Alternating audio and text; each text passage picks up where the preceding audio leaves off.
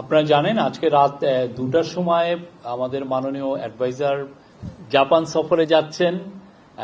এটা খুবই আমাদের জন্য ইম্পর্টেন্ট একটা ভিজিট। উনি সেখানে নিকেই ফোরাম আছে, যেখানে এশিয়ার টপ লিডাররা আসেন, সেখানে এক ধরনের কনক্লেভ হয়, সেখানে উনি কথা বলবেন এবং জাপানি প্রাইম মিনিস্টার শিগেরু ইসাবার সাথে ওনার বায়োলজিক্যাল মিটিং আছে এবং সেই মিটিংটা আমরা খুবই ইম্পর্টেন্ট একটা মিটিং বাংলাদেশের কনটেক্সটে। এই মিটিং এর পর এছাড়াও অনেকগুলো উনি সিনিয়র জাপানিজ পলিটিশিয়ান অফিসিয়ালস তাদের সাথে কথা বলবেন। জাইকা এবং জেট্রো আপনারা জানেন এটা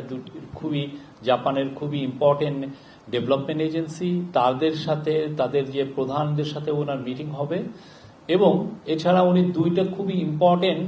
সেমিনারে অ্যাটেন্ড করবেন, ওইখানে কথা বলবেন। একটা হচ্ছে যে হিউম্যান রিসোর্সের উপরে একটা সেমিনার হবে, সেটার উপরে পুরোটাই ফোকাস হচ্ছে যে জাপানে কিভাবে বাংলাদেশি ম্যান পাওয়ার আরো স্কিল ম্যান পাওয়ার পাঠানো যায় এবং সেই অনুযায়ী আমাদের যেটা কালকে আপনারা দেখেছেন যে চিফ অ্যাডভাইজার নাগরিক সেবার যে মিটিংটা ছিল, সেই মিটিংয়ে বলেছেন যে 1 লক্ষ আমাদের টার্গেট হচ্ছে 1 লক্ষ বাংলাদেশিকে জাপানে পাঠানো, কিন্তু সেইটা কিভাবে পাঠানো হবে এবং এটা কত দ্রুত পাঠানো যায় এটার জন্য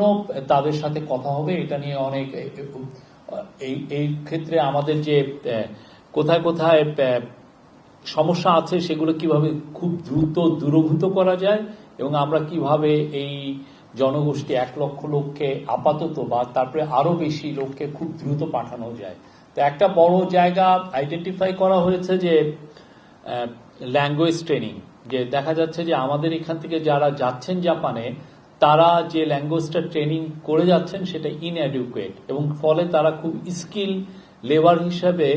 স্কিল ওয়ার্কার হিসেবে কাজ পাচ্ছেন না। তো সেই জন্য এইখানে কিভাবে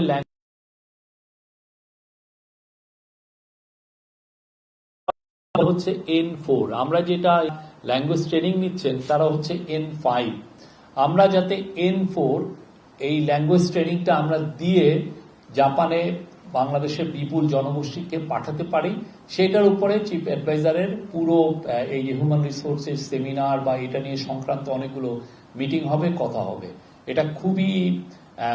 এটা একটা ওনার প্রায়োরিটি এরিয়া, এই জায়গাটা উনি স্ট্রেস দিয়েছেন যে এই জায়গাটা এক্সপ্লোর করা এবং কিভাবে, এবং অনেক ক্ষেত্রে দেখা যাচ্ছে যে এইরকম এটার জন্য উনি একটা অলরেডি টাস্ক ফোর্স করেছেন, এই টাস্ক ফোর্সটা কাজ করছে এবং সেক্ষেত্রে